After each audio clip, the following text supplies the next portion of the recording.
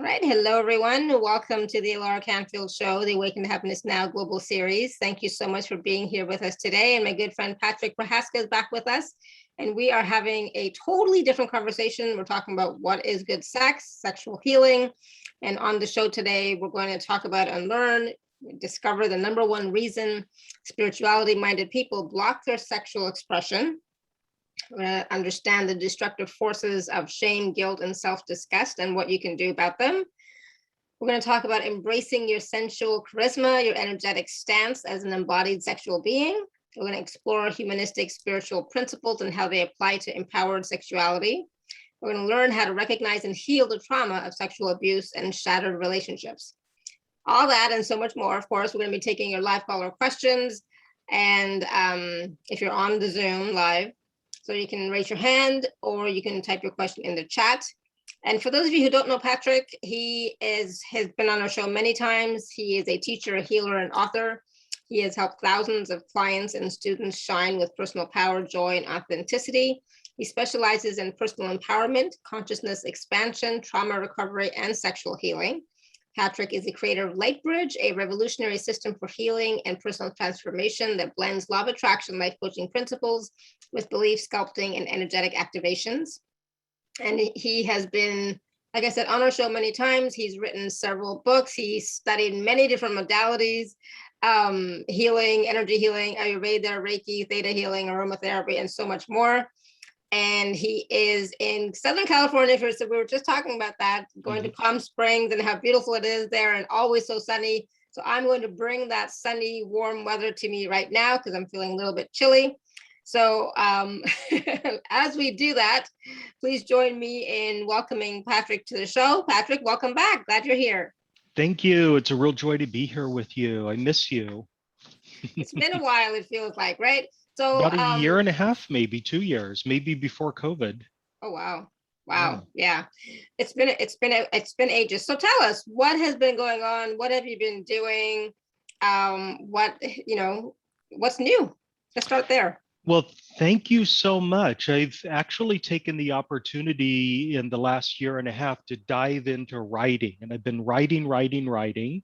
I wrote a book a few years ago about personal empowerment. It's called Brain Cells Escape Your Mental Prisons. Mm-hmm. And I noticed that it was kind of obsolete after the world changed. We are in a completely different world now than we were 2 years ago.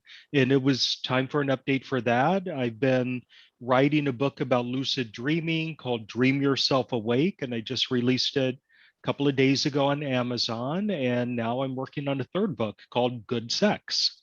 So awesome. So thank you. Mm-hmm. So that's great. mainly what I've been doing. I've been looking at focusing on writing full time, doing a new blog. I'm doing a new podcast. And I'm just excited about the doors that are opening now for me and for everyone else too. There are a lot of doors opening right now on a cosmic level. Yeah, absolutely. And that's the thing, is it's time for all of us to really start to embody who we are and express ourselves. And we sometimes don't truly express ourselves because we have a lot of sexual abuse or trauma, which is holding us back, right? Yeah, absolutely. Absolutely. So for years, I've been focused on helping people bridge the gap between sexual expression and spiritual growth. So you know how a lot of people believe that if you have a rich and vibrant sex life, it's a blockage to spiritual growth. Mm-hmm. I've been working with people to be able to embrace both. And several years ago, I used to be a college professor. You may not have known that, but I taught at a small liberal arts college. And I wanted to teach a course on religious perspectives on good sex. And of course, the college didn't like the title. They made me change it to Religious Perspectives on Human Sexuality. Mm-hmm. But the goal of that course was to look at what different people believe about human sexuality through the lens of religion or spirituality, and try to figure out why people believe what they believe, help the students figure out if any of those beliefs resonate with them, and so forth.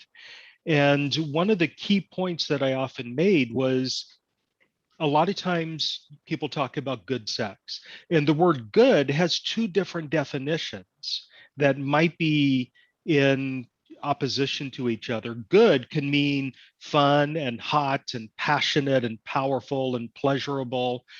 Good sex can also be sex that is in alignment with religious and spiritual principles. Mhm. And quite often it's taught that those two types of good sex are mutually exclusive. And I try to help people recognize that you can blend the two together, you can marry the two, and really supercharge your spiritual growth by tapping into energies that you might otherwise be repressing or denying.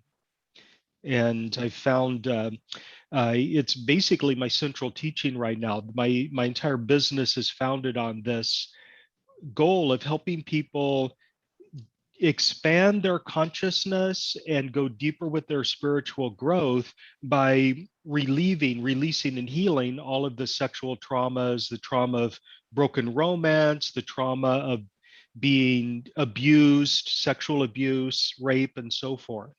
Mhm. And I'm finding like I'm getting a lot of traction with that. There's a lot of work to be done there. Absolutely.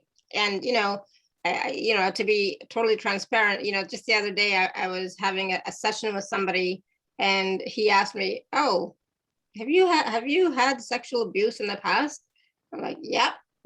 It's not something I talk about, but yes, so it's like, and it explains so much about my life and who I am, and how I'm really not showing up as I could, because I'm still repressing a lot of who I am due to shame, guilt, just bad energies and bad experiences, right? And so part of that, it's like there shouldn't be any shame or guilt because I did nothing wrong, right? So I know that, but my body feels stuff, right? And it's like, and because of that, I'm not fully able to be all of who I am. But the thing is, a lot of people don't talk about sexual abuse. They don't talk about sexual trauma, right? And they don't talk about how they're actually feeling, and they don't recognize that it could actually be stopping them from really living to their fullest potential, right? Yes, absolutely. It's a very, very important and powerful dimension of human life. And of course, life would not continue without it. So it's a central feature of who we are. And a lot of times people deny their inherent sexual nature, they repress their sexuality, they live in shame and guilt and self-disgust even about their sexual nature. And what you end up doing is disconnecting from who you really are at your core.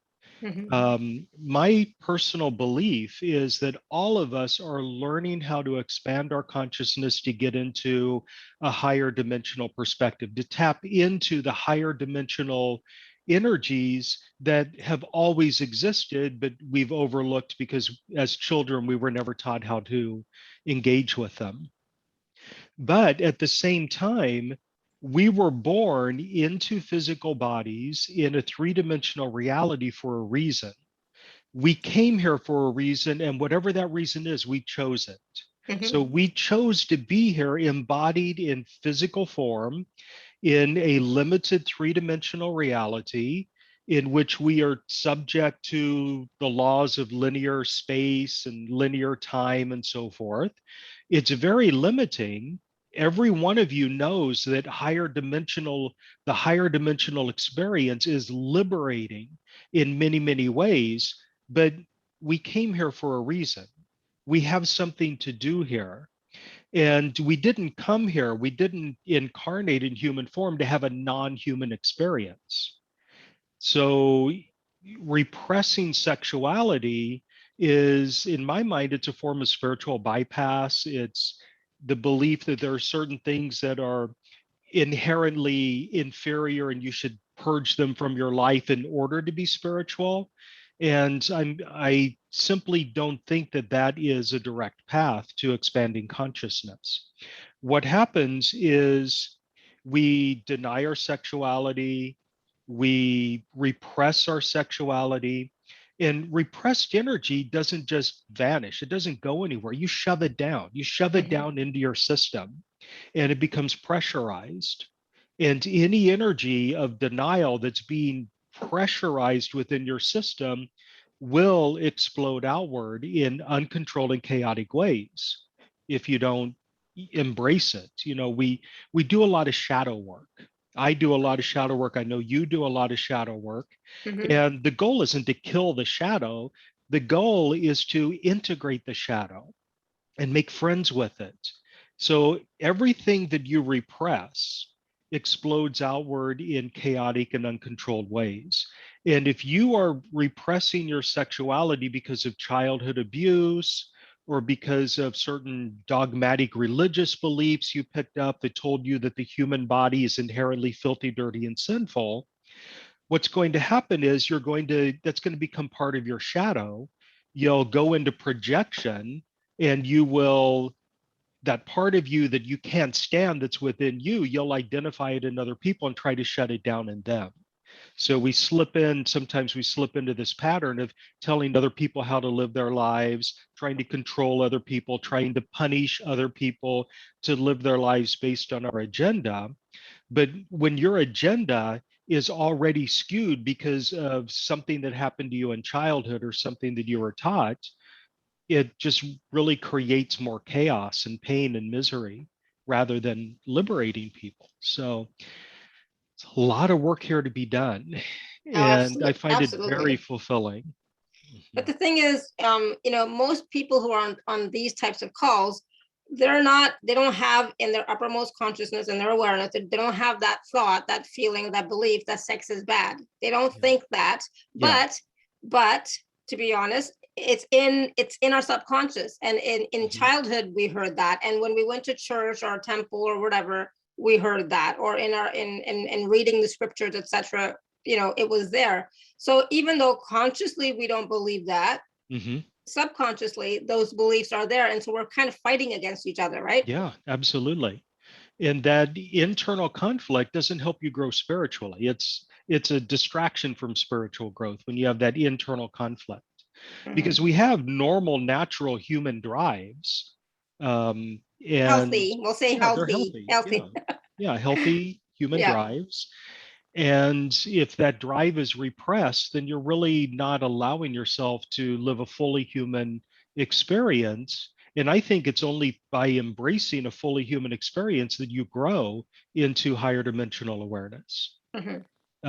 When I was looking at different religious traditions and different spiritual traditions, there were three dominant attitudes about human sexuality, and all three of them were inherently limiting. The first is that sex is inherently bad and you have to repress it, that it's sinful and you just have to shut it down. And there have been a lot of really beautiful religious traditions over the years who have a very strong emphasis on celibacy and Mhm. abstinence. And you take a vow of celibacy so you can focus all your energy on your spiritual growth or on the God or spirit that you're worshiping and so forth. So that's one attitude, that sex is inherently bad. It's a distraction. You need to shut it down. The second is that sex is a necessary evil. And in that belief system, you're allowed to engage in sexual activities, but it has to be rectified. It has to be justified in some way. You have to do something or you have to engage in it in such a way that makes the inherently sinful sexual act something that is acceptable Mhm. in the eyes of God or the community and so forth. And in the tradition that I grew up in, the one and only thing that rectifies or justifies sex is procreation. Therefore, procreative sex is allowed, but only within the context of a marriage. And any other form of sex is inherently sinful or bad. Mhm. And then the third type of attitude that a lot of traditions have is that sex needs to be transcended. It needs to be transmuted into something else. So in certain tantric traditions and so forth, you stir up the sexual energy because it is a powerful form of energy, but then you don't waste it on sex. You channel it into something else. You channel it into art, or you channel it into um, charity, or Habitat for Humanity, or something else. So you stir up the energy because it is accepted as a powerful energy, but then you don't use it to interact with other people in a sexual way. So all three of those, I think, are inherently limiting because they all have as one of their premises, their fundamental assumptions, that human sexuality is inherently blocking us from spiritual growth. Now, we all know we're going into the age of Aquarius.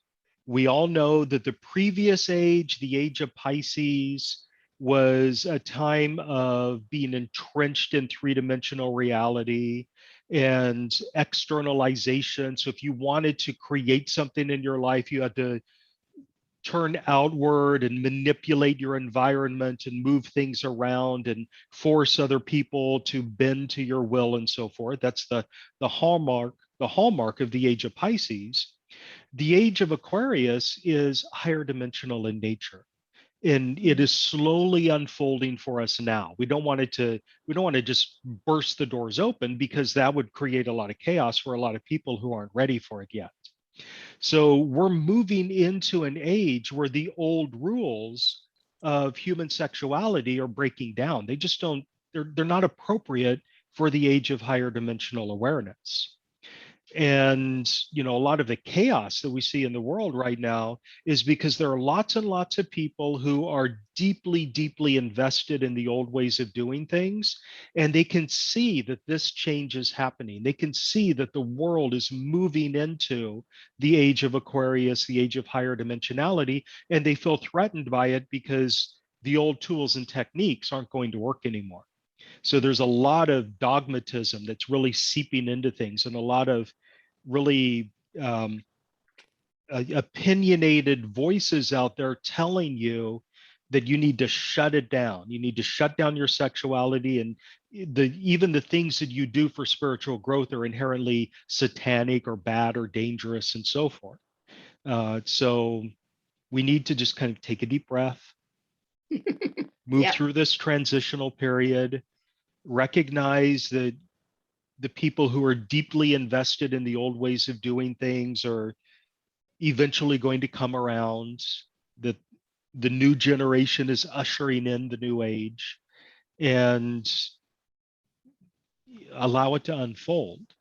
But just because we're allowing it to unfold doesn't mean that in the here and now, we don't shut down our own desires and activities. You can have a very, very rich and vibrant sex life that you can define for yourself. You can set your boundaries.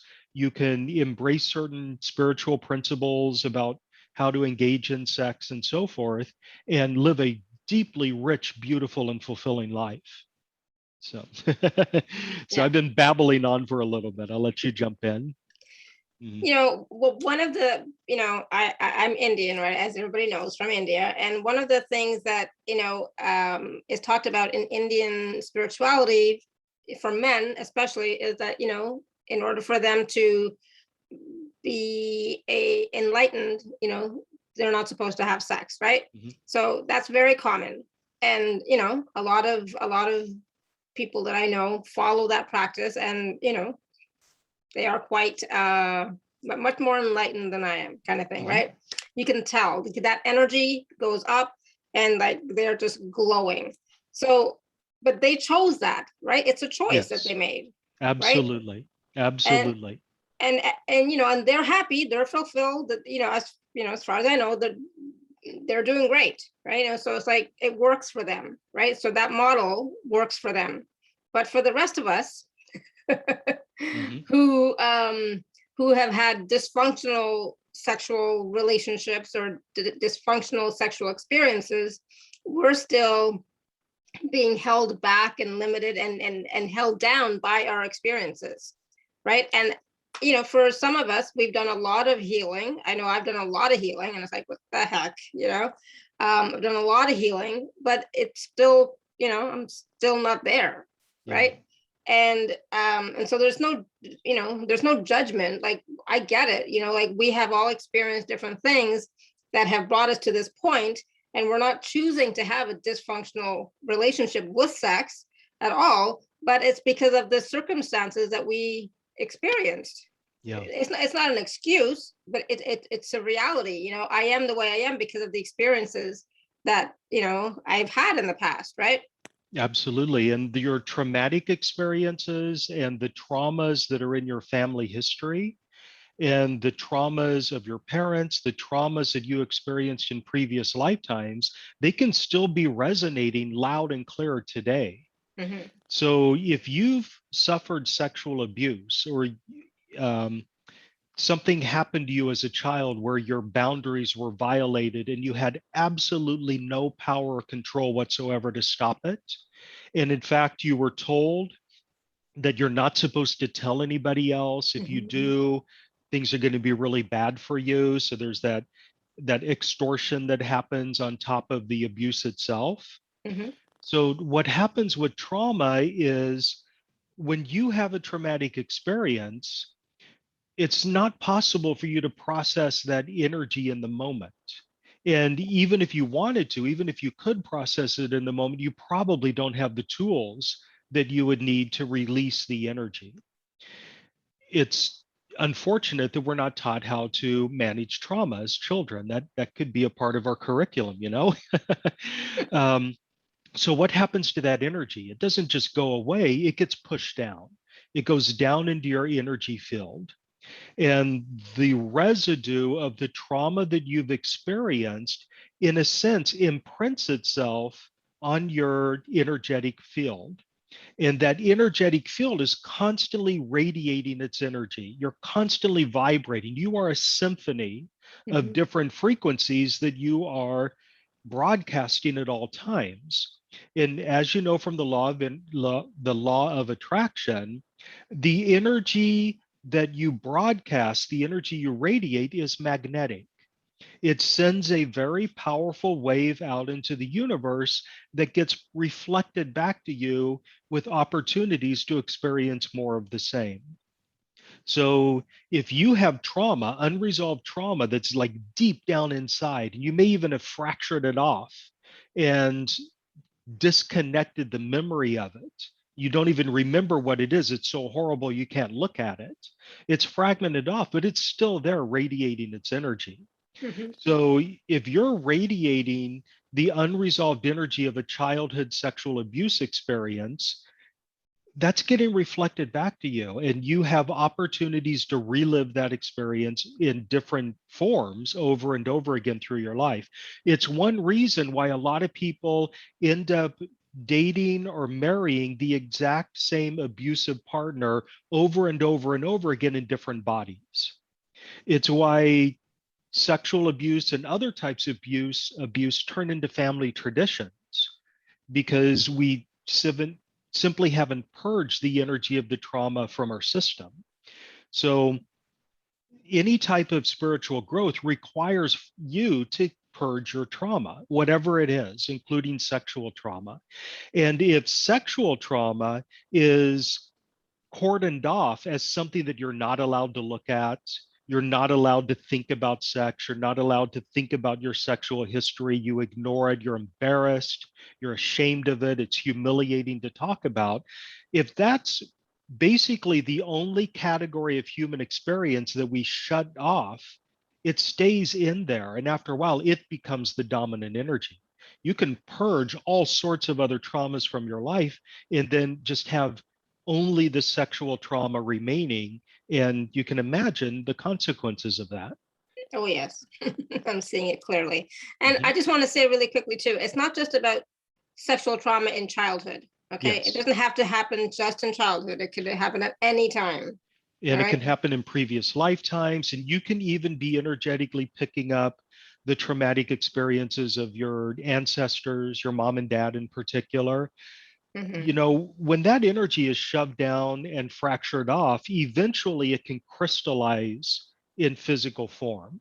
Mhm. And I was speaking to somebody not too long ago who had just that type of experience. It kind of crystallized into the form of cancer, and it was basically cut out of her body. That's one way to get rid of it. It's not the best way to get rid of it, but that's one way to get it out of your body. And I wouldn't want any of you to ever go down that pathway. Mhm. Um, so it can crystallize as well in physical form by simply imprinting itself on the cellular level and then down into the DNA. So these behavioral patterns that result from having been abused and abandoned or taken advantage of and so forth, they can be inherited through the genetics, or they can just be family traditions. So it's really important to not ignore that type of trauma as we're healing all other forms of trauma. And, you know, the other thing is trauma can be acute or it can be chronic. It doesn't have to be a rape experience. Mhm. If you grow up in an environment where you are constantly being taunted about the way you look or about the way you dress or about the interests you have, that daily bullying can be just as traumatic over Mhm. time. It just builds up, it builds and builds and builds, and you're constantly pushing it down. You think you're managing it, but you're not. You're really just pushing it down, Right. and it gets stuck in there as well. So, you know, we need better sex education in our world. We need children to be taught that it's not something that you don't talk about ever. Um, you know, I grew up Catholic. I went to Catholic schools. I was in the Catholic training, the catechism. And even when I was a child, you know, my parents were really squeamish about talking about sex. And they knew that sex ed was taught in my school. So they completely ignored the topic altogether because they Mhm. knew somebody else would take care of it for them. But we were taught sex ed by nuns. And it just seemed really weird to me that we would be getting our sex education from people who had taken a vow of celibacy. I thought that was Mhm. really problematic. And the nuns who taught us were actually pretty squeamish about it. You know, nuns teaching boys about their bodies. Uh, the way Yeah. I was taught sex ed, I was basically shown a statue of David, and I was told this is the male body. Shown a photo of the statue of Venus de Milo. This is the female body, and when they get really, really close together, that's how pregnancy happens. And that just confused me for a very, very long time. I had to get out the encyclopedias Yeah, of and read course. about it myself and figure it out that way. That's, you know, not everyone would turn to an encyclopedia. They try to figure it out on the street, or Yeah. they try to figure it out from their friends who also don't know what's going on. So it was problematic. And the reason there was so much squeamishness about it is because sex is a shameful topic. Thinking about sex, talking about sex is humiliating, it's embarrassing, it's shameful. And when my parents refused to talk about sex, for me, that was like, okay, this is something that you're never ever supposed to talk about in polite society. Mhm. I mean, it's funny, even the word pregnant was forbidden when I was growing up. Um, yeah, it took years to purge all of that. I'm sure. Yeah. And that's the same, same thing with me. It's not something we ever talked about, ever talked about. And so Mhm. even when, any of my experiences, I never talked about them because it's like, no one's going to understand, right? Yeah. No one's going to understand. And, and like you talked about embarrassment, humiliation, just like all of that stuff compounded 100 times, and it's like, what do you do with that? So what can we do now to begin? I mean, I think most of us have been working on healing it, but what else can we do now to begin to heal that trauma? Because it is keeping us stuck, it's keeping us small, it's keeping us from truly, living the lives that we desire. Yeah, so purging that trauma, of course, is a very, very good first step.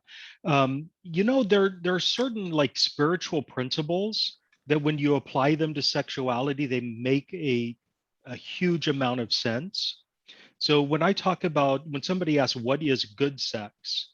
I think about good sex in terms of humanistic, new age spiritual principles.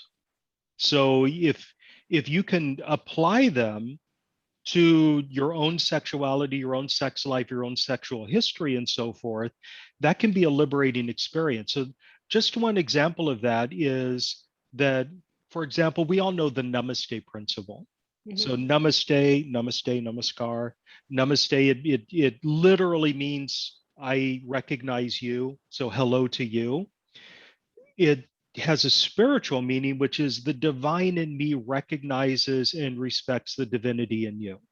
Mhm. Now, if that's an attitude you bring to your sex life, that's a very, very powerful attitude to have. Doesn't mean that sex is bad or that you should never engage in in indulging your desires and so forth. If you carry with you the attitude that whoever your sex partner with is infused with divinity, and so are you, that can create really good conditions for positive sexuality. Um, I've worked a lot in the past with plant medicines. And of course, in the plant medicine community, there's a lot of talk about set and setting. So the mindset, that's what's meant by set. The energy that you carry into the encounter, your frame of mind as you're going into it, is crucial. And the setting is crucial as well. So if you bring that principle of set and setting into your sex life, then that can really create a harmonious type of experience for everyone involved. Good sex recognizes that everything is energy. Mhm. And so the sexual encounter is an opportunity for the creative commingling of energies. So good sex is an act of creation. Of course, procreation is one type of creation, but it's not the only type of creation that there is. So you probably already recognize that the two creative chakras in the human body, the throat and the second chakra, the genital area, those are deeply engaged in sexual encounter. So if you tap into the flow of energy and make it about the interpenetration and commingling of energies rather than just body parts rubbing together, that can create really, Mhm. really good sexual encounter that is holy and uplifting and recognizes the divinity in everyone else. Other things as well, that are more obvious. Good sex requires informed consent, of Mhm. course. You never do anything that tramples the personal autonomy or the boundaries of another person. So you don't ever engage or even approach somebody when you know that it's it's not going to that their boundaries are weakened in some way. There are a lot of people who have weak boundaries and they just don't know how to defend their boundaries. Mhm. So part of this is training people to enforce their boundaries, declare their boundaries, set their boundaries. Part of that is that the word no means no for all parties involved. Uh, for some people who are really, really pushy about sex and they try to force themselves on other people, the word no doesn't mean no. The word no means try harder. But if we can just get to a place where the word no means no rather than no meaning maybe, try harder, convince me, then a lot of oppression can be eliminated as well. Um, Another principle, and then I'll pause for a little because there's so many different spiritual principles to draw upon. Good sex is anchored in the now. Mhm. So it's in the present moment and your awareness is in the now. So if you're thinking about your ex or you're thinking about something that might happen in the future, or if you're in the trauma of the traumatic breakup that you had with your ex and so forth, you're not in the now. So if you can train yourself to anchor yourself in the now, then there's a lot of power in that. So, and there are lots of other principles as well we could talk about, but those are Mhm. some good ones to start with. Absolutely. I mean, I don't even know what questions to ask, because it's like, as I'm listening to you, a lot of my old stuff is coming up, to be Mhm. honest. Okay. And so I've been triggered this week as well, by something.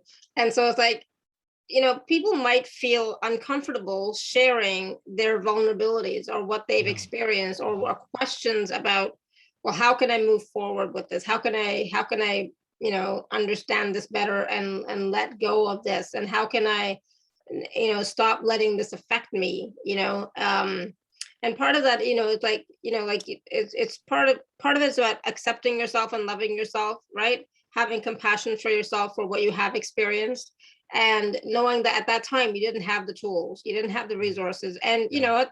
we each have different situations and different circumstances, and nobody can ever say, well, you should have done this or you should have done that. You can't say that, you're not there, Mhm. Yeah. right? So it's like, all right, we've had these wonderful experiences, and when I say wonderful, I'm being sarcastic. We've had Mhm. these wonderful experiences, and they've made us who we are, Yeah. right? And a lot of times, we, let's say we're married, and this is not at all about me and my husband at all, okay? But Mhm. let's say we're married, and my husband wants to have sex, and I don't want to. In the Indian tradition, I can't even say no, right? Yeah. So it's like, it's really uncomfortable when it's like, I don't want to and he wants to, and it's like, what the heck, so those customs, those traditions, those ways of being, are no longer sustainable moving forward. Yeah. Yes, the inability to say no, that means sexual submission, let's say, submitting Hmm. yourself sexually is an obligation, it's a duty. Hmm. And whenever one party has a duty and the other party doesn't have the same duty, there's not balance there. There's no Yeah. balance in that at all. There is not power with. And the goal is to generate power with somebody else so that you can support each other and grow in your life. If one person has power over the other person, then there can never be that balance. Hmm. So, that's the type of thing that needs to be addressed and recognized, and sometimes we throw the baby out with the bathwater. We say there's this one dimension of my religious tradition that I find offensive, therefore I'm going to toss the Yeah. entire thing. As we're moving into the new age, it's no longer the case that you get excommunicated if there's one and only one thing that you do that is out of alignment with whatever your background is. In fact, we are transforming right now from religious beings to spiritual beings. Religious beings are driven by a code of ethics. Hmm. There's a set of rules and regulations that everyone must follow, and it's very dogmatic, and there are consequences built in for you not following the rules to the letter. Yeah. And we can see, we don't need to get into it too much, but there's a lot of hypocrisy there. Often the Hmm. rules are set up so that I enforce them on everyone else, but I get to break them in secret myself, that Hmm. sort of thing. But Yeah. in spirituality is not driven by an external code of ethics. It's not driven by a set of laws that we learn and we have to adhere to. It's something that emerges from within. It is a set of humanistic principles that's based on mutual respect and open communication and recognition of the divinity in everyone, and the breakdown of all of those hierarchical categories that used to be the the sum total of the age of Pisces. In the age of Pisces, there's all this hierarchical thinking. So this group of people is superior to that. This is superior to that. This is good and bad, right and wrong. And whenever we hierarchize things, we also categorize them. We also figure out which ones are superior to others. And in most of those systems are very patriarchally driven. Hmm. So, as we're moving into this new age of like humanistic values that emerge from within, all of that hierarchical thinking is dropping away as well. And so we're like moving into a new age where that it's your duty, you must submit idea wouldn't wouldn't even come up Mhm. in, as after we transition, we're not going to be in that power over dynamic anymore. It will be exclusively power with. But that's the thing. It's like right now there might be some people Yeah. who say that the woman is spiritual, the man is like whatever, right? Mhm. But they're in a relationship. Yeah. That's not going to necessarily change right away. So what can the woman do to That empower is, herself? yeah. So, I mean, wow, that opens up a, a can of worms, because my personal belief is that whenever one person restricts their spiritual growth because the other person in the relationship is stuck, after you've done everything in your power to help that person expand their horizons, if you're sacrificing your spiritual growth for the sake of somebody who's growing slower than you, then you might want to reconsider or think about it. But I'm not Mhm. saying that divorce is always the option. It's just Mhm. I want to make it something that's available for people who recognize that the relationship isn't serving them anymore because one person is holding themselves back for the other. Now, if that can be flipped around and both people are mutually supporting each other's growth wherever it takes them, then I think that can be very empowering. And sometimes couples will drift apart, but it won't be an animonious break. There won't be animosity there because they know they're growing spiritually and they're just drifting apart as they're growing.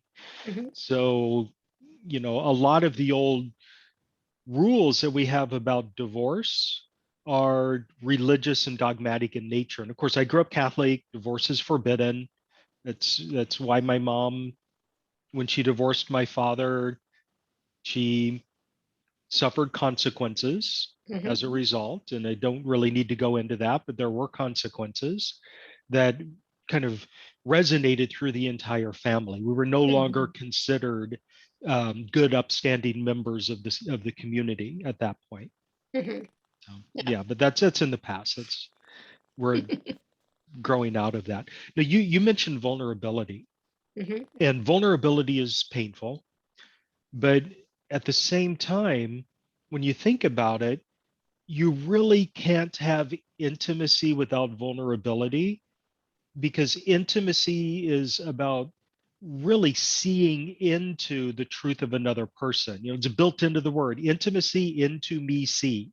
Mhm. So intimacy, in a sense, the more vulnerability there is, the more you're able to kind of take down your shielding and allow somebody to come into your heart, the the more intimacy there can be. Now, the vulnerability comes from the fact that we've been hurt in the past. We've Right. been rejected, we've been humiliated, we've been abandoned. The number one human fear, and this isn't just me speaking, this is lots of psychologists and sociologists, our number one fear as human beings is abandonment. So if you're afraid that somebody's going to reject you, you can really sell yourself short. The biggest pain we have, our biggest pain as human beings, is betrayal. And both of those can be very, very traumatic experiences, abandonment and betrayal. Both of them can make you feel incredibly vulnerable when you're trying to open up to another person, because you're afraid that you're going to get trampled, you're going to get rejected, somebody's going to see the real you and not like what they see and then push you away. That's very painful. So we build these heart walls Mhm. around ourselves to protect our hearts from that vulnerability. And the problem with a heart wall is you might be deflecting energy that's coming at you that might hurt your heart, but you're also preventing the energy of your heart from going outward and going to the other person. So we need to break down those protective barriers, remove, without going into a state of being unprotected, because protection's important, but we can remove the heavy weight of the heart wall. We can remove the heavy weight of the body armor that we wear so that we're not constantly walking around with a brace for impact energy and getting nervous if somebody pays us a compliment and so forth. So in a sense, the vulnerability clears up on its own, that feeling, that painful feeling of vulnerability, the fear that's built into it, it diminishes as you release your traumas and as you come more fully into an awareness of who you are at your core. Um, and you're able to manage it better. And then you're able to kind of lean into the vulnerability when you want to be intimate with somebody and really allow them to see who you really are. Mhm. So sorry, babbling again. You No, know how I no. fall down my rabbit holes. No, I'm just, I don't know about everybody else, but I know for me, as you're speaking and as we're having this conversation, a lot of my stuff is coming up. It's just, amazing what memories are coming up that, I may have, Yeah. suppressed for a long time just because like, So okay, I don't want to deal with it. let's do a little energy work for everyone right now. Mhm. Okay, so you're probably not the only one who has stuff coming up. And when stuff is coming up, it's coming up to be released. And the temptation that a lot of people have is to grasp a hold of whatever's coming up for release and analyze it and figure out how it fits with your life narrative and what it means so you can have power over it. But really, it's coming up to be released. And if you grasp a hold of it to analyze it, in a sense, you're reinstalling something that's coming up for release. So I just want to connect with everyone energetically for a moment. Make sure that you're in a very safe and protected place with no distractions. Simply don't opt into this if you are doing something dangerous like driving, and just allow me to connect with you energetically. And I'm just going to stir up a vortex of energy through your system in such a way that when those energies and traumatic memories and so forth come up in order to be released, your logical mind and your autonomic nervous system don't engage with them as they're being released. So the autonomic nervous system, one part of it is your sympathetic nervous system, which causes your fear reactions and your fight or flight response and makes it feel like your skin is crawling or you're uncomfortable. We want to soothe that so that as this energy is coming up for release, you don't slip into a mild fight or flight response. Okay. And we also want the logical mind not to try to engage with whatever's coming up for release so that you can just let it go. And as you're letting it go, whatever energy is coming up for release, including painful traumatic residue, it's going up into creator's light. It's going up into that great central sun where it will be reabsorbed so that energy can be used elsewhere in the universe. So simply feel, you might feel like effervescence through your body as energy is bubbling up and out of you. Beautiful. And then it's very important whenever your sympathetic nervous system is stimulated, it's important for you to become aware of your breath. Because the first thing that happens when your fight or flight response is stimulated is your breathing becomes shallow and it becomes more rapid. And you stop breathing down into your belly. You breathe primarily up in the chest. So just consciously become aware of your breathing pattern right now and try to deepen it a little bit. Breathe more fully without straining yourself. Exhale more deeply without squeezing. And breathe deep into your belly. And for some people, breathing deep into your belly is something that you have trained yourself out of doing because in our modern world, with all of our unattainable standards of beauty and so forth, we've been trained to suck in our guts to look thinner than we really are. And when you train yourself to suck in your gut, you are training yourself to only breathe in the upper chest. So let's reverse that now. Breathe very, very deep into your lungs without straining. Hold it for a second. And release. Okay, and so you can kind of come back into full consciousness, ground yourself if you feel like you're drifting off into the ether or ready to fall asleep or something like that. And while I'm on the topic of, deepening your breath and so forth, whenever you deepen your breath, it energizes all of the channels that flow through your body. And of course, your energy channels flow together to create the hubs that are your chakras that are located throughout the body. So you can think of your chakras as like subway stations or hubs where thousands of energy channels connect, and therefore they create a very powerful pulse of energy. And as you're breathing deeper, you're actually cleansing and opening up and lubricating your energy channels. So I would say that one of the primary reasons people's chakras are shut down is because they simply aren't breathing deeply. Another thing, we're talking a lot about the heart in this call today. And of course, anything associated with romance and vulnerability and so forth, that's all your heart chakra. A lot of people slouch. It's very common for us to slouch. And just think about what happens when you're slouching. You're basically rolling your shoulders and down, rolling your shoulders forward and down.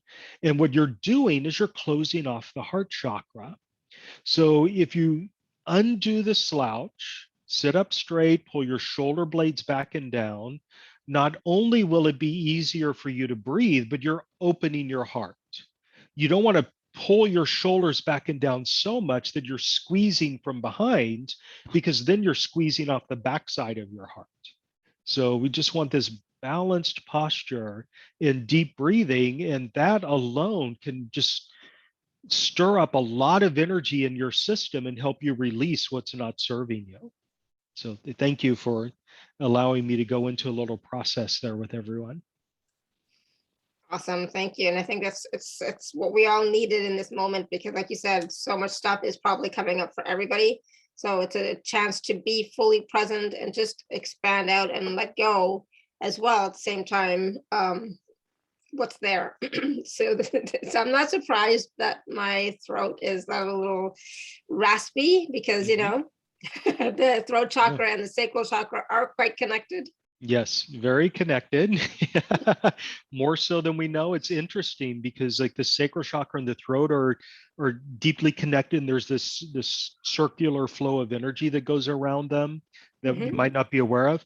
And then the heart and the power center are connected as well. And there's an interchange of energy there. And of course, those are separated by the diaphragm. So you have this wall in place between your heart and your power center. So a lot of us are like really disconnected, or we don't allow the energy of our heart to be infused with the energy of power that resides in your belly. And when your throat is blocked, your heart isn't really communicating with your head. A throat blockage can be about any number of things, often expression or speaking your truth with confidence and so forth, or creativity. But when your throat is shut down, it's very hard for the heart to communicate with the head, and you get into these conflicts. My heart tells me to do this, but my head is telling me that it's wrong for me, and then you don't do anything. You go into action paralysis and you miss out on opportunities. By the time you decide to take action, it's too late. The opportunity's gone.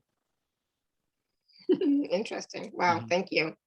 All right, so okay, where are we at? So I know that we just did a short little process, and I want to talk a little bit about some of the packages that you have for us today. So let's do that, wow. and then we'll come back. Right? Time is flying. I know, right? It's like, oh my God. So let's do that first, and then we'll come back and see where we're at, see if there's any questions, see if there's any other clearings or processes that we want to do. So the packages for Patrick are available at alara.at/show/Patrick11. So Patrick, there are 4 packages, right? So package A or 1 is the Good Sex online audio course. Package 2 is the Sex Harmonix audio attunement package. Package 3 is both of them. And then package 4 is both of them plus a personal session with you. Yes, awesome. Okay, so I poured my heart and soul into the Good Sex course, which is package number 1. And it's a course that's designed around everything that I've been talking about. It's 21 lectures plus a number of bonus items that you'll experience along the way. And in the course, through the lectures, we talk about how to let go of dogmatic limitations. We talk about sexual abuse and trauma, uh, abandonment and betrayal trauma. We talk about self-disgust and warped body image, sexual shame and guilt, sexual repression and the shadow, the desperate quest for validation, which a lot of people have that drives them to make bad decisions sexually. We talk about addiction, sex addiction, romance addiction, addiction to obsession and jealousy. There's a lecture on toxic masculinity, about the divine masculine and divine feminine, about the physical body and the energetic matrix, and many, many more. That's only just a little bit more than half of what's in the course. And it ends with a really deep discussion of what is good sex, the principles of good sex, how to step into your radiant sensual charisma, which is really clarifying and cleansing the energy that you broadcast. Remember at the beginning, I said you're constantly radiating energy and it's constantly being reflected back to you by the universe. This is about taking control and projecting the energy that you want to project in order to receive what your desires are. We talk about empowered sex and sexual power, and those are kind of 2 different things that I look at really closely. So that's the course. It's mostly lecture driven. There are some energy processes built into it. And that's what we're offering for $129, which is the cheapest I've ever offered it. Now, for those of you who aren't interested in lectures and what you really want is energy work, you want attunements, you want activations, you want guided meditations and so forth. The second package is the Sex Harmonix audio package. And that is very similar to the course, only it's all energy work. So it's attunements. And of course, attunements are when you draw an energetic pattern from a higher source and install it within your system. Activations, trauma cleansings, relationship clearings, and so forth. And that package has 17 attunement sessions, plus a few bonuses here and there that are secret. You can find them when you get the package. So for those of you who want more of a visceral experience and you don't want to listen to the lectures, this is for you. And this package is $97. For those of you who want both, you want the energy work and the lectures, package 3 is both of those together for $189. And then package 4 is both the audio attunements and the course, plus a private one-on-one session with me for, I think we've got that at $279. And yeah, and like I said, a lot of the energy work that I do with people one-on-one is super powerful. I extend a lot of energy in each of those sessions. I really put myself into them. Awesome, thank you. Yeah, your personal one-on-one sessions are quite powerful and transformational. So it's not just talking, it's energy work and energy healing as well as coaching. Because you can't do one without the other, really, right? So it's all combined. So all of those packages are available. And then of course there's the 24-hour 24-hour gift package as well, right? So use the code TACS10 in order to get 10% discount or 10% gift from me. for you. So that's Awesome. 24 hours. That's available as well. And there are 2 and 3 part payment plans available for each of the packages. So lots of range, lots of variety, lots of choice. So you get to choose what works for you. Okay. All right. So now, Patrick, what else would you like to do today? What else would you like to share I'd with the love to talk audience? with people. I'd love to, I could do a number of like energy clearings and activations and attunements and so forth. And we've already done some trauma clearing and releasing of dead energy that no longer serves you. But I'd love to interact with people and see what comes up for the group through that. Yeah. Awesome. Yeah. So what is coming up for you, especially since we've been having this conversation? What old stories are coming up? What old fears are coming up? What old, memories are coming up for you? Because we're talking about sexual trauma, sexual dysfunction, etc. Yes, awesome. And one other thing before we go into the live callers, it's really helpful if you have a specific question or something that you want to focus on. Open-ended questions tend to go into open-ended answers. And as you already know, I love my rabbit holes. So if you ask a question like, just read me and tell me what you see, you may be getting more than you bargained for, and it won't serve the entire group. So yeah, and everybody knows I don't like those types of questions because I want this to be transformational for you, and it'll be more transformational if you have something specific in mind. All right. Chanel.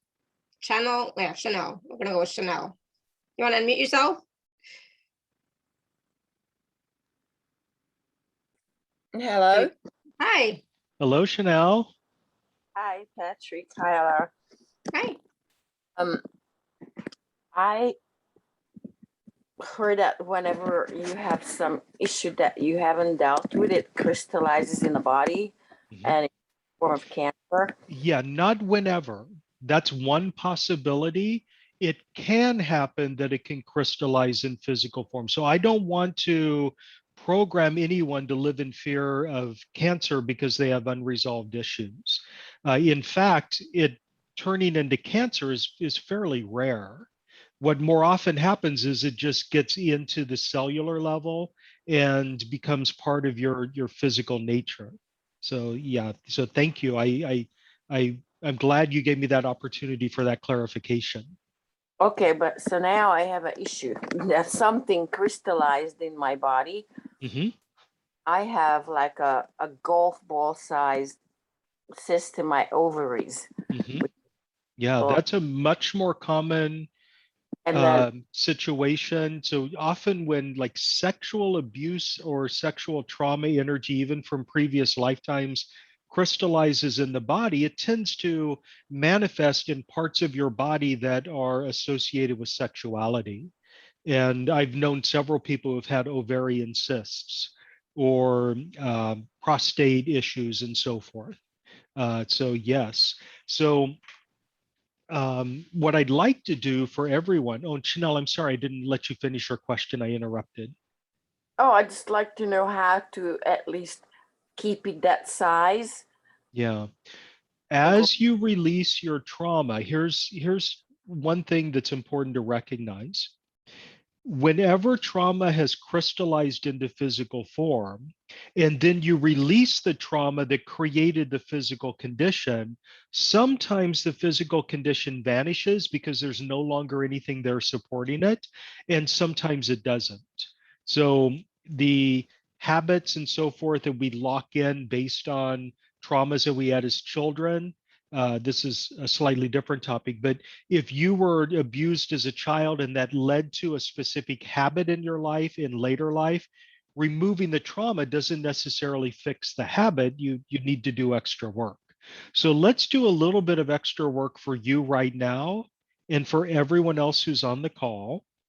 So we've done some trauma releasing work before, and now let's do just some stirring up of energy for physical healing. So for those of you who have a specific symptom or condition in your physical body that you know about, focus on that and focus on only one for now. If you try to do everything at once. You just diffuse the energy and nothing happens. For those of you who don't have anything, simply set the intention that the energy flow through your body to eliminate the potential for something emerging in the future. And I'm just going to do a wave of healing energy. The energy is actually unconditional love energy, and your body will accept and receive it and do with it whatever it needs to do. So as I'm doing this, you might feel some effervescence through your body. Once again, you might feel some pinching or some heat or some pain in a certain part of your body. Simply allow the energy to go wherever it needs to go and do what it needs to do.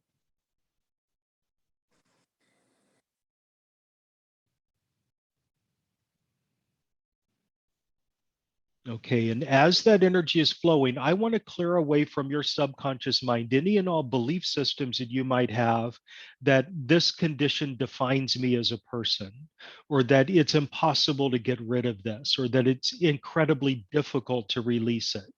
That the physical condition I have, I've been told, is degenerative, and therefore it will only ever get worse. Let's clear all those beliefs away and recognize that healing shifts can happen instantaneously, or they can emerge over a period of weeks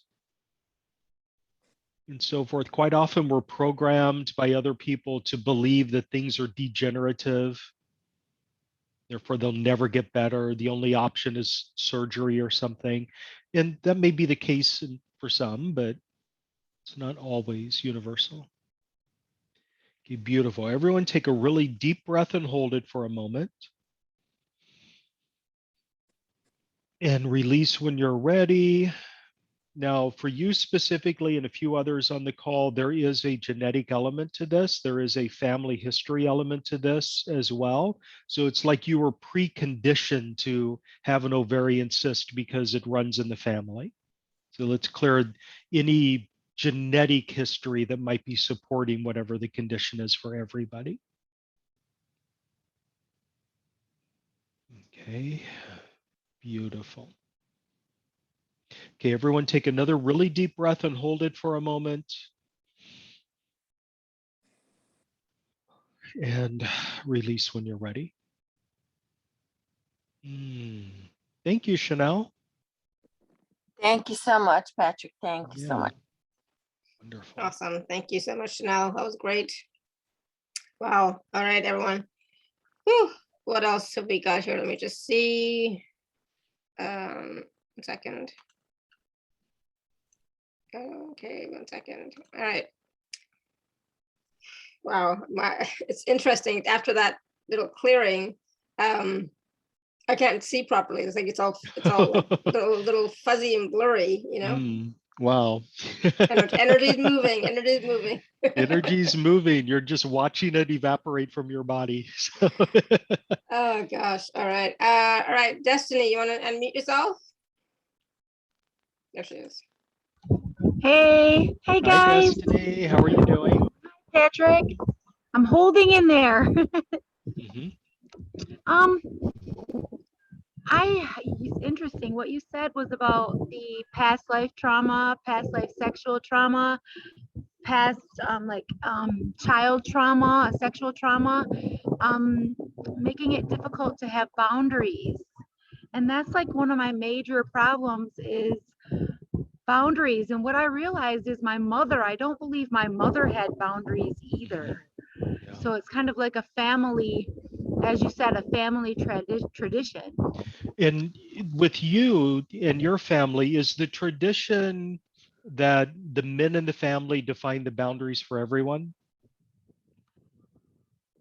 Yeah, I do feel that. Yeah, so let's do a little bit of work to disconnect everyone from the patriarchal paradigm, any remnants of it that are left over in which one person has power over the rest of the people in the family and gets to decide what the boundaries are and so forth. And of course, with your mother, she was never trained in it in childhood. So you are right, it is a family tradition. And for women, a lot of women, they're basically told that they're not allowed to have boundaries. And if they assert their boundaries, they're being unreasonable or emotional or Out any of number of other line. words. Yeah, Yeah. let's clear all of that away. Okay. Ooh. Yeah, so we're basically just releasing a family tradition, set of family traditions that don't serve you, don't serve them either. Yeah. Now, when you haven't learned how to defend your boundaries or even know what your boundaries are, what happens over time is people who want to take advantage of others who don't have strong boundaries, they are attracted to you. They come into your life. It's like they emerge because they see you as an easy target who isn't going to defend herself when they trample your boundaries. Another thing that happens is your boundaries slide all over the place based on who you're with and what the context is. And that's normal and natural, but when you have no control over it, it's a problem because people are always going to push your boundaries as far in as possible and trample them without ever apologizing or even knowing that they're doing it. So I want to do an activation for everyone that will give you a deeper sense of your allowance to set your own boundaries and to not just demand respect for your boundaries, but command respect for your boundaries. So there's a difference there. When you're demanding respect, you're basically telling people, these are my boundaries, you must respect them.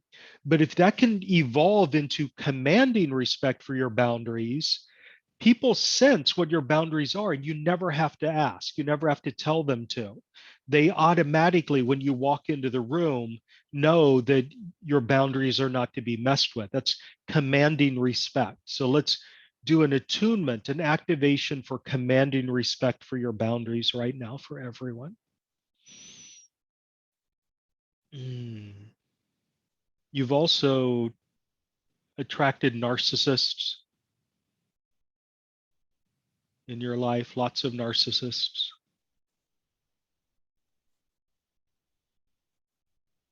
Yeah. Okay, everyone take a deep breath and hold it for a moment. Yeah, and this will help make you less attractive to those narcissists. Does that make sense? Yeah. Okay, everyone. Deep, deep breath, hold it for a moment.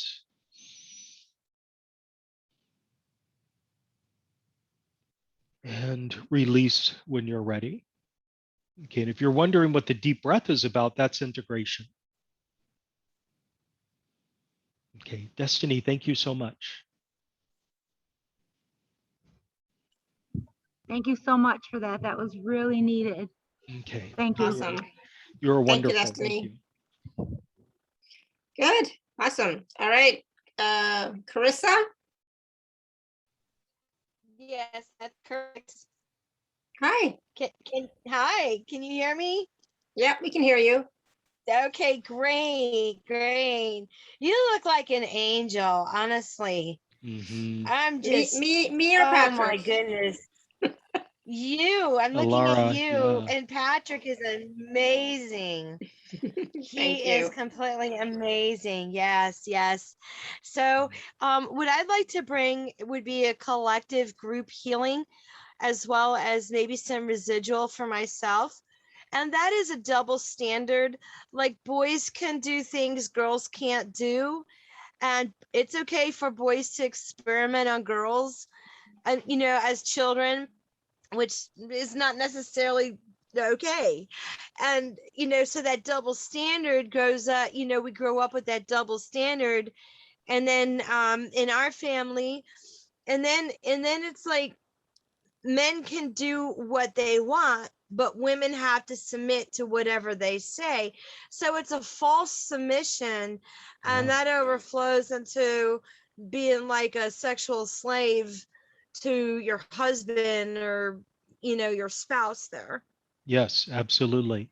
So you're absolutely right about that. And it's definitely, like I said before, more true in the age of Pisces than it will be as we emerge into the age of Aquarius.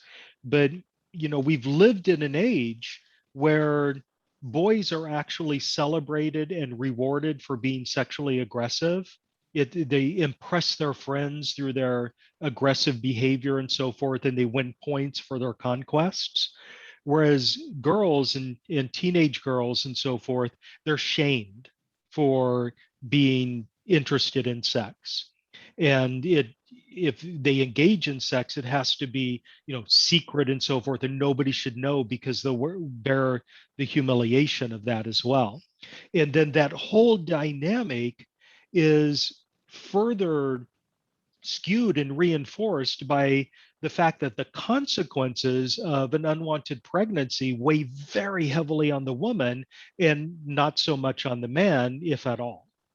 And we also live in this society where there's that double standard that if a woman is sexually abused, she was asking for it. What were you wearing? You know, why were you there? How much did you have to drink? And rather than the education being focused on telling boys not to be abusive. So there's a whole huge, like you just scratch the surface of the sexism and misogyny and, you know, in homophobia as well, and all the other isms that are out there that are kind of baked into a patriarchal society. So let's just do a disconnection from our unexamined biases, our unexamined double standards, so that we can really begin to treat all people equally and be treated as equal to all others. So we're disconnecting these stereotypes, the biases, the gender conditioning, the sexism, toxic masculinity, misogyny that's just baked into our society. And it's rampant in our society. There are a lot of people who say, oh, there's no sexism anymore. The glass ceiling has been shattered. But that is so utterly untrue. So we need to just break down the biases so that we can see clearly the value of all people everywhere. We can see the divinity and humanity in everyone, whether they're male, female, gay, straight, or whatever. Beautiful. And as you mentioned, those double standards are, that's the double standard is by definition injustice. Okay, beautiful. So take a deep breath and hold it for a moment and release when you're ready. Okay, so you can let me know if that was helpful. Follow up in an email if you would like. That was great. Yeah. Thank you. Yeah, Thank you, Carissa. Yeah. Clapping hands. I think that's what that means. Awesome. Ooh. Anybody else have anything coming up? It's like just the just that whole double standard. It's like it's crazy, you know. I mean, it's so rampant in the Indian society, like you wouldn't believe. It's great. I do it, you know. It's something I picked up from my mother, my aunt, like everybody. I do it, you know. It's like, yeah, Chris can do whatever he wants, and you know, it's like he gets everything, and it's stupid. It's so stupid. But it's funny when you see yourself acting like your mother or like your grandmother or somebody, you know. It's like, oh my God, it's like I picked this up from them, obviously, you know, and from all the Indian movies and blah blah blah, where like the son is the most important, blah blah. It's stupid. It's so stupid. but it is what is in that society, in that culture, in their traditions. It's what's common, but it's changing, right? And that's the thing we have to remember, that regardless of what has been, everything is changing. And as we change, as we heal, as we clear our traumas, we're helping everybody moving forward. Yes, We're helping, absolutely. and our ancestors, our past as well, right? So it's great that we do this, and we need it. We Yeah. need to do this Yeah, work. that's important because, like you said, your healing is your family's healing. It's the healing for everyone you're connected to. As you shift your energy, you give permission to others to do the same. And as you brighten your energy and begin to radiate in a way that other people can palpably feel, they become attracted to you and they want it for themselves. They want to emulate your energy because they Yeah. can just see the joy that you have. It's sad that there are a lot of people who are just suspicious of happiness. They don't like people who are happy or joyful. They say things like, "Oh, she's just too happy. I want to slap that smile off her face." Mm-hmm. That's deep, deep insecurity. Mm-hmm. And unfortunately, sometimes they're successful, and people shut down their happiness and joy because they don't want to be punished for it. Yeah, absolutely. I say And stand in your radiant joy. I love that. Stand in your radiant joy. Absolutely. And when you stand in your radiant joy, it's going to radiate out to those people who, are unhappy, who are wounded, who are troubled. And unfortunately, it's going to bring up their wounds even more, Yeah. that they come, and this is what happens to all of us, right? We get triggered, this stuff comes up, but it's coming up so that it can finally be cleared, it can finally be acknowledged, it can finally be understood and loved, and bring in more compassion. So for a lot of you today, you may have stuff come up in the next couple of days because of just the clearings that we've done, the conversation that we've had today, right? So recognize that, allow it to come up and say, you know what, yes, this is why it's coming up. It's so I'm releasing, I'm letting go of this. Don't go into judgment, don't go into, oh my God, what happened, don't go into freak out. It's like, all right, yeah, all this stuff is coming up because of the conversation we had, the healing and clearing that we did. Okay, cool. And love yourself, have compassion for yourself. And that's the thing that we always forget, is like when we've had these experiences, these traumatic experiences, or just our points of view and our beliefs that we've had in the past, because of that's how we were trained and conditioned by our families, by society, etc. It's okay. You're not that person anymore. You're not that person anymore. You're in a different situation. You've done so much, experienced so much. It's okay. Let it go. You don't have to continue to be the same person. You don't have to continue to follow the same patterns and beliefs that you used to. You can, be more enlightened, more at ease, calmer, more joyful, radiantly joyful, like Patrick was saying, right? You can be that now. Mina's saying there's a lot of shame attached to sex and being female in my family. Is it possible to have a clearing for that? Sex is for procreation only, not for enjoyment. Yeah. Shame is insidious. Yeah, shame just eats into you. And it can be one of the harder things to clear.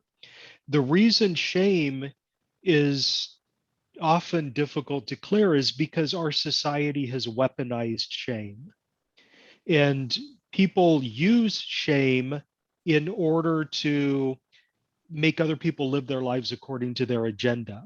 So it's not just natural shame that is part of your emotional guidance system. Shame actually is an integral and crucial part of your emotional guidance system.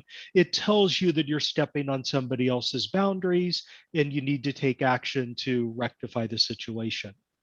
If we felt shame the way it's meant to be felt, we would be able to course correct really, really quickly and create harmony.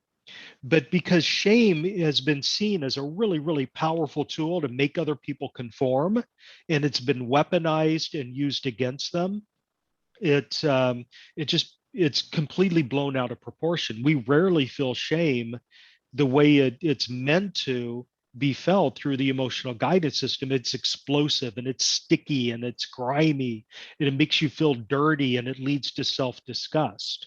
And the other thing that makes it difficult is shame is contagious. It's thought to be contagious. So if you do something shameful, you've brought shame upon your family. You've brought shame upon your parents. You've humiliated the people around you. That's why it's such a powerful tool of oppression and control. Because when somebody shames you, they're not just saying you should be ashamed of yourself because you didn't live your life according to my agenda. They're saying you should be ashamed of yourself and your parents are going to be humiliated and you've dishonored your heritage. And that really, shakes us. So it can be hard to clear shame, but once you recognize those dynamics and you recognize that people have used shame as a weapon rather than treating it as an essential part of your emotional guidance system, it becomes easier for you to let go of the shame. The shame crystallizes in the physical body as well as other things. And when it crystallizes in your physical body, it can produce dimensions of your body that you feel ashamed of. So it kind of feeds on itself. So we need to clear it as much as possible and heal it and heal the traumas that created the shame in the first place. Yeah. So it's a big topic, big topic. Yeah. And we did some clearing already on trauma and some clearing for shame earlier as well. So yeah, I think that was all included. Just remember, you are beautiful. You are whole and complete exactly as you are right now. You are loved. You are essential. You are safe. And you are divine. You have divinity and flowing through your system. And if you can recognize your own divinity without, it slipping into arrogance or feeling like you're better than other people, when you can recognize your divine potential and your divine nature, there's really no room for shame. There's nothing there to be ashamed of if you're divine, and you are. So. That's true. So just remember that you are divine. You are perfect as you are. You are loved and supported. You're magnificent and amazing. And those other things, that are in your family history, your family story, the cultural, and the collective, it's not real. It's not you, right? That's what you have to get asked. That's not you. Okay, so don't focus on that. Focus on, I am divine. I am perfect. I am beautiful. I love myself, and have compassion for who you are and who you're becoming. Yeah, right? Thank you. Thank you so much. Awesome. So thank you so much, everyone. This is beautiful, great questions. I know this was a heavy topic, and so much stuff is coming up. So please do take a look at the packages for Patrick that are available at alara.at/show/Patrick11. Take advantage of the coupon code TACS10 to receive the 10% discount gift for all 4 packages. And there are 2 and 3 part payment plans available. But yeah, you definitely want to, there's teaching, there's attunements, and there's the personal session with Patrick. You choose which one works for you. But definitely, this is a big topic. It's a big, big piece that we really do need to heal and clear. And there's layers upon layers upon layers, but I know we did some great work today. So thank you. Yeah, thank you so much. Thank you, everybody. Love, light, and joy to all of you. And you've made my day. Awesome. Thank you. And thank you, everyone, for being here with us, for being vulnerable, because it is a vulnerable topic. And until next time, may you continue to be blessed with an abundance of joy, peace, love, happiness, prosperity, and radiant health. Sending you all much love and blessings always. Patrick, so wonderful to have you back with us. Thank you. Thank you, everyone. Bye for now.